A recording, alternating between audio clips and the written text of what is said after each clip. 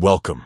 If you're looking to take a break from Roblox or just want to hide your profile for a while, deactivating your account is a quick and reversible way to do it, especially from your mobile device.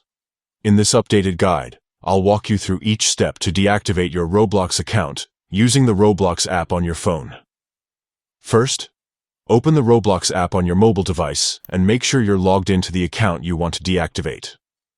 Next, look towards the bottom right corner of your screen and tap the three dots icon labeled More. This will open up a menu with several options. From here, scroll down and tap on Settings. This will take you to a new screen where you can manage your account preferences. Now tap on Privacy and Content Restrictions.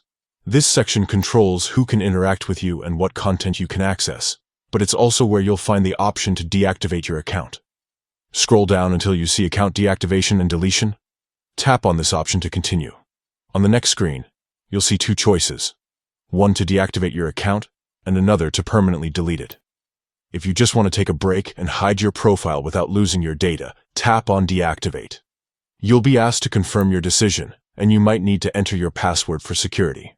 Once you've confirmed, your Roblox account will be deactivated. This means your profile will be hidden, and you won't be able to use Roblox until you decide to come back. The good news is, if you ever want to reactivate your account, all you need to do is log back in with your username and password, and everything will be just as you left it. Remember, deactivation is temporary and completely reversible. It's the perfect option if you're not ready to say goodbye to Roblox forever, but need some time away. Thanks for watching, and if you found this guide helpful, don't forget to share it with friends who might need a break too.